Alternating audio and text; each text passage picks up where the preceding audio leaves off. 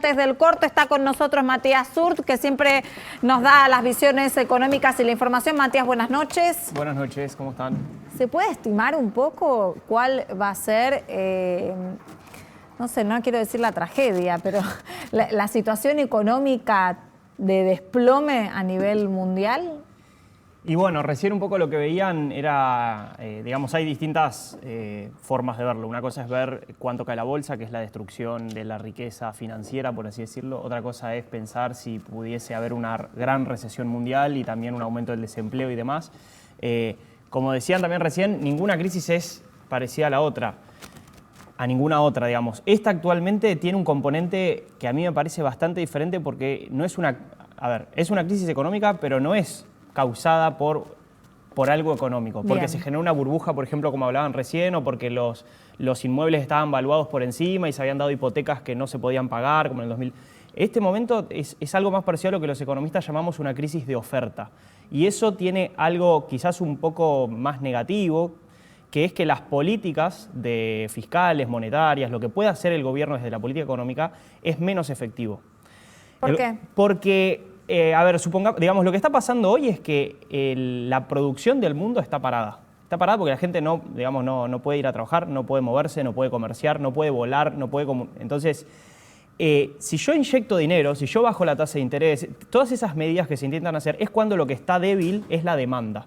Cuando no hay demanda, la política económica lo que busca es decirle a la gente, bueno, salgan, vayan a gastar, vayan a consumir, no ahorren, vayan a consumir, viajen, esto. Bueno, nada de eso se puede hacer ahora. Claro, o todo eso está aislamiento. restringido, claro. Entonces, al no tener una causa económica principal, la política económica es bastante menos efectiva porque la gente no va a salir a gastar y a viajar si están los aeropuertos cerrados solo porque la tasa de interés sea negativa o esté en cero. Entonces, desde ese punto de vista es bastante particular esta crisis.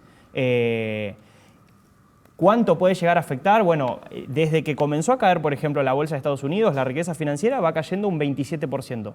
En la crisis de 2008 que comentaban recién, cayó 45% la riqueza. Digamos, hasta el momento está cayendo mucho menos, pero está recién comenzando, lleva una semana. La crisis y la caída del principal índice bursátil de Estados Unidos en el 2008 duró mucho más tiempo. Entonces lo que hay que ver es cuánto tiempo va a durar. Y una vez que sepamos eso, también cómo le pega a los distintos países del mundo. Porque no es lo mismo, por ejemplo, la crisis de 2008-2009 afectó a todo el mundo, los países avanzados cayeron en recesión, los países emergentes siguieron creciendo y el promedio del mundo quedó en cero. Digamos, la potencia de China, de India, todo el sudeste asiático, que en ese momento casi no los afectó y que hoy es ahí donde comenzó la crisis, claro. Entonces eso es más importante todavía, hizo compensar lo que cayó la economía en Estados Unidos, en Europa, en los países avanzados. Y en Latinoamérica, por ejemplo, cuando uno ve qué pasó en ese momento, le pegó diferente a distintos países. Chile tuvo una recesión del 1,5%. Uruguay, que crecía al 6-7%, pasó a crecer al 1,5%. En Argentina hubo una recesión del 6%. Es decir, Argentina siempre tiene como esta característica de que lo que pasa en el mundo le pega mucho más que al resto de los países. Y Argentina estaba en una posición mucho más sólida en el 2009, con todos sus problemas que ya tenía, que hoy. Entonces, es particularmente preocupante la situación que vive Argentina desde sus propios problemas, un estancamiento de 10 años, un problema fiscal, un problema de deuda, un problema de no crecimiento y de alta inflación, en un mundo que se complica muchísimo y por lo que en los meses que han pasado no se han tomado, me parece a mí, las suficientes medidas para estar un poco mejor preparados. Por ejemplo, hoy uno analiza la decisión del gobierno de haber cortado el programa con el Fondo Monetario Internacional y la verdad es que luce bastante descabellado, porque en un mundo con los problemas que tenemos, tener 10.000 millones de dólares más, que era lo que todavía faltaba que el FMI nos dé, yo prefiero tenerlos que no tenerlos. Entonces, ese tipo de decisiones, que por ahí son más simbólicas, más políticas, en momentos críticos como este, no se entienden. Clarísimo. ¿Se puede especular, digamos, cómo va a impactar en la economía real? Porque hablábamos en la burbuja de los .com, fueron sobre todo las empresas tecnológicas, en 2008 los bancos y quizás algunos otros sectores.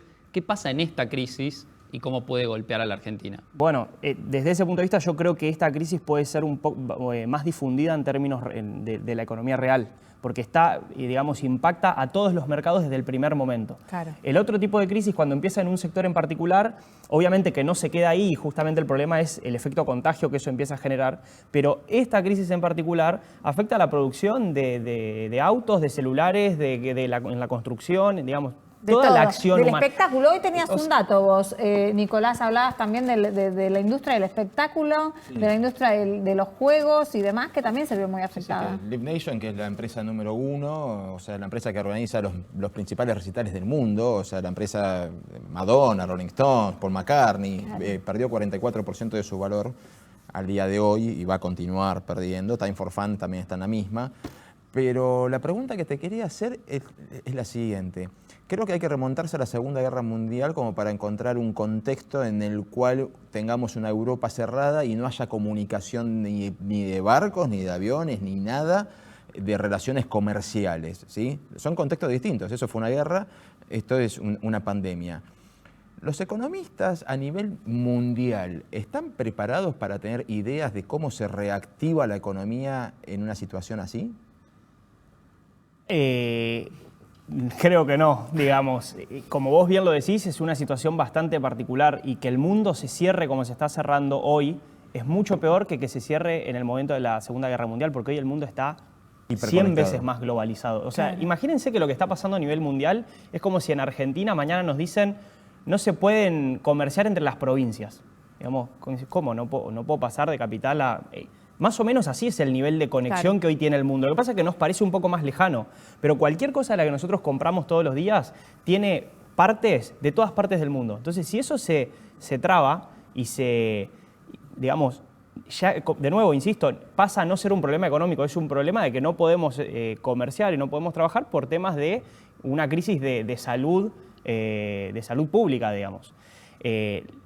Hoy, digamos, lo mejor que puede pasar no es algo económico, sino que es que el contagio y que el nivel de propagación del virus empiece a ceder. Y de eso va a depender principalmente cuánto le pega a la economía real y qué después puede hacer la economía desde el lado de la política. Perdón, te lo doblo entonces. En Italia decidieron, por ejemplo, bajar 25% los impuestos de la zona más afectada, que es la de la zona norte y la zona fabril. Sí. O sea, ¿sirven esas medidas de contención Sí, por lo menos? Obviamente. Todo ese tipo de cuestiones sirve para amortiguar la caída. No lo va a... De nuevo, si una fábrica tiene que cerrar porque los trabajadores no tienen que ir, el empresario, aunque le bajes 25%, el tipo no está produciendo en todo el mes. Claro. Entonces no está vendiendo. Obviamente, si encima no le bajás los impuestos, va a ser peor. Pero entonces ahí hay que ver qué países están en condiciones también de implementar este tipo de medidas. Quienes tienen espacio y digamos, colchón fiscal o de acceso al crédito. No somos nosotros. No somos nosotros. Pero nosotros tenemos a muchas pymes, entonces que esto los va a terminar de liquidar. Todo, de nuevo, todo va a depender del nivel de avance de hoy. Pues, por ejemplo, a ver, en China aparentemente el nivel de contagio y de propagación estaría disminuyendo. Entonces, bueno, uno dice, bueno, le duró X cantidad de tiempo. Si en todo el mundo se pudiese empezar con estas medidas, porque algunos dicen se está sobrereaccionando, esto de paralizar todo el mundo va a llevar a una recesión más fuerte. Bueno, si todas estas medidas sirven para que el contagio se detenga, yo creo que es más conveniente exagerar en un comienzo, parar todo, pero que se corte, porque si no, si llegamos a un momento en que está infectada una gran parte de la población, en esto ya hablo sin saberlo, porque no sé qué nivel de alcance puede tener el virus, porque no sé nada en términos vos hablas de salud. de paralizar, paralizar de que uno no pueda salir de su el libre casa. funcionamiento, hasta incluso la libre circulación de las personas, de ir a trabajar, de comerciar, de comprar. Italia tenía la zona sur prácticamente con muy pocos casos, muy pocos casos. Y cuando entraron en la meseta y ni bien cruzaron la línea en que empezó a haber más recuperados que nuevos infectados, decidieron cerrar todo el país por 15 días o 30 días para directamente decir, bueno, lo liquidamos ahora y después vemos de dónde arrancamos. Matías, antes de entrar de lleno a lo que sucede en la Argentina, me gustaría saber a nivel economía mundial, ¿quiénes se benefician con todo esto? Porque los mercados están cayendo, las acciones están cayendo. Me imagino que hay países o personas o empresas con capacidad de pago que pueden estar comprando esas acciones baratas. que después que tienen tiempo para esperar que suban. ¿Qué acciones debemos comprar? Sí. Y hoy, en este momento están cayendo todas, así que la que compres en algunos años va a estar más arriba seguro. No, a ver, la verdad es que realmente es muy difícil pensar que alguien puede estar beneficiándose, porque en este momento está habiendo una destrucción de riqueza generalizada. O sea, están cayendo las bolsas de todos los países del mundo, están cayendo el valor de todas las empresas, de todos los bonos, menos los de Estados Unidos, porque los bonos de Estados Unidos tienen esa capacidad de ser el refugio cuando hay pánico en todo el mundo. O sea, los capitales se van de los bonos brasileros, de los bonos argentinos, de los bonos de cualquier parte del mundo emergente y van a Estados Unidos porque es el... Entonces, creo que no hay realmente, no creo que alguien se esté beneficiando. Quizás algún analista más geopolítico te diría, bueno, hay que ver en el fondo con este tema de la caída de las commodities y de la negociación de la OPEP entre Rusia y la Unión Soviética, si Rusia no está queriendo bajarle el precio del petróleo a Estados Unidos para que entre en quiebra su sistema de producción no convencional. Ese tipo de cosas puede ser, pero a simple vista no pareciera. También podríamos pensar... Había una versión, lo escuché, sí. No lo leí atentamente, pero que China estaría comprando varias de las acciones totalmente en baja. Porque tiene espalda, porque tiene dinero, porque tiene posibilidad de invertir. Puede ser que esté pasando, pero la bolsa china también está cayendo. O sea, entonces es como, sí, todo el mundo debe estar comprando. A ver, cuando esto es algo... Cuando el precio de una acción cae, o sea, nosotros vemos que el precio de una acción cae, es porque se realizó una operación. Es decir, alguien dice... Esta acción cayó 40%, quiere decir que vos la tenías, valía 100, y la vendiste a 60. Si la vendiste a 60, alguien la compró a 60, obviamente. Claro. Si no, digamos, nunca habría... Los mercados estarían cerrados. Para que caiga tiene que haber una punta compradora y una vendedora, siempre. Porque ayer lo charlaba con Facundo. ¿No nos puede beneficiar ni colateralmente el hecho de que, qué sé yo, por ejemplo, el gran productor sojero agropecuario de Europa es Francia y está liquidado con el tema del coronavirus? Y hoy ves que la soja cae encima. O sea, ¿no hay forma de que nos beneficie ni colateralmente? Claro, la soja se desplomó. La soja cae porque hay previsión de que caiga la demanda. Aparte, justo, digamos, en el tema de producción de soja, de los bienes de producción más extensiva, Europa no es un competidor nuestro. Los 3 productores grandes de soja del mundo son Estados Unidos, Brasil y nosotros. Y el precio es internacional y está cayendo para todos porque se supone, lo mismo que pasó con el petróleo. Este iba a ser el primer año en que la demanda de petróleo iba a ser menor que el año pasado, que el año anterior, desde el 2009, desde la crisis de 2009. Entonces, si hay menor demanda, como el petróleo a su vez tiene una característica particular, que lo producen muy pocos países y muy concentrados, ¿no? Como la soja, que la producen miles de productores en cada país, se juntan en la organización, en la OPEP, y dicen, regulemos la oferta para que el precio no caiga tanto. Hubo un desacuerdo en esa reunión de regular la oferta, no acordaron regularla, entonces por eso siguió cayendo. Yo realmente no puedo pensar en este momento que alguien se esté beneficiando. Más que casos particulares, lo mismo ahora cuando entremos en el tema de la Argentina, algunos pensaban, bueno, con este nivel al que están cayendo los bonos de la Argentina, ¿puede ayudar a la Argentina a renegociar la deuda o puede empeorar? Algunos dicen que puede ayudar, yo tampoco veo cosas muy positivas, al contrario, los bonos están entrando en pobrecito zona... está queriendo preguntar a todos. Sí, en realidad vinculado a esto de que todo cae, los dueños de la deuda argentina son los que tienen también las acciones de estas empresas que cayeron en gran medida. BlackRock, todos los grandes fondos. En ese sentido, las negociaciones de nuestra deuda no se pueden llegar a dilatar porque acabo de perder 50.000 millones de dólares, pero tengo 3.000 millones de la deuda argentina. Bueno, que espere la deuda argentina, estoy preocupado por lo que acabo de perder esta semana. No, estoy totalmente de acuerdo. Digamos, para los acreedores de la Argentina, el tema argentino y el tema de la deuda era un tema hasta hace un mes y hoy es el tema número 20. O sea, esas personas están perdiendo muchísimo más plata. ¿Pero eso nos beneficia o nos complica? Eso es lo que iba a decir. Porque hay quienes creen que como el mundo está en crisis ahora financiera y sanitaria, algunos creen eso, que nos puede beneficiar la renegociación. Pues sí, para que cobren. Claro, yo creo que hay mucho menos interés por parte hoy de los acreedores de ponerse a negociar con la Argentina. Digamos, y habrá que ver también qué ofrece la Argentina. De perder tiempo, digamos, en el 1%. Yo tengo el 99% de mi cartera se está desplomando porque lo tengo en estas acciones y el 1% lo tengo en Argentina. Bueno, veo después qué hago con el 1%. Me preocupa el 99% primero. Siguen cayendo los bonos argentinos, ¿no es carne de cañón para los holdouts? Sí, también. Ese es otro punto. Algunos decían, no, si los bonos de Argentina caen mucho, entonces el acreedor va a aceptar cualquier negociación porque cualquier ofrecimiento del gobierno va a ser mejor que de lo que tiene en este momento.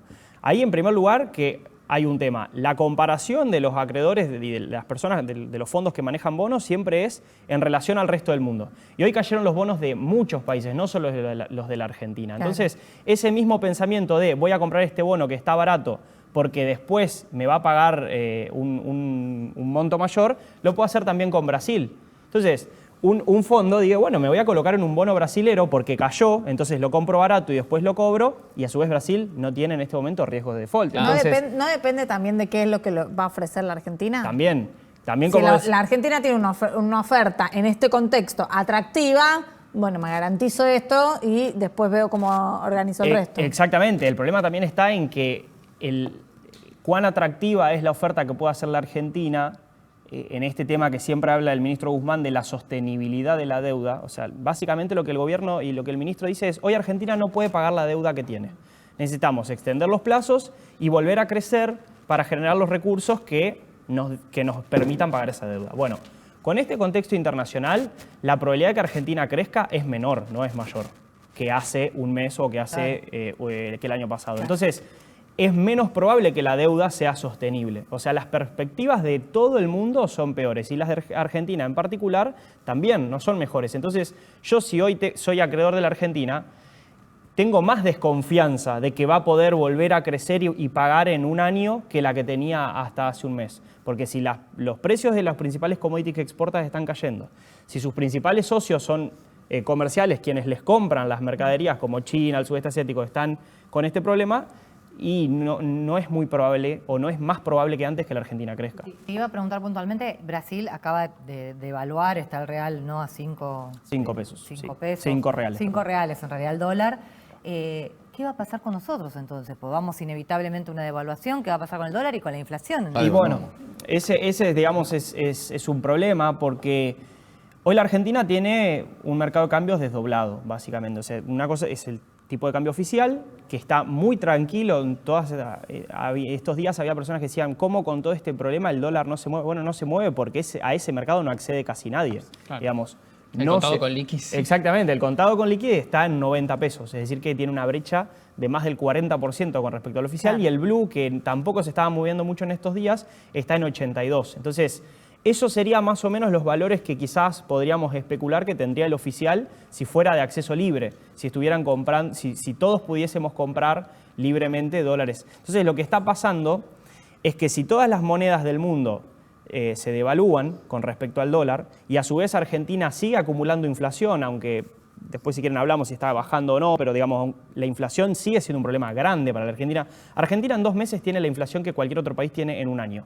Entonces, para que tomemos dimensión, entre la inflación que acumulamos y lo que se devalúan las monedas del resto de los países, el peso argentino, digamos, la competitividad cambiaria en la Argentina se va atrasando. Eso es inevitable. Alberto Fernández, cuando en la campaña antes de las PASO dijo que el dólar estaba atrasado cuando estaba a 45 y que debía estar a 60, que fue efectivamente el valor al que fue el lunes después de las PASO, ese 60, para mantener la misma competitividad de ese momento, hoy es de 81 pesos.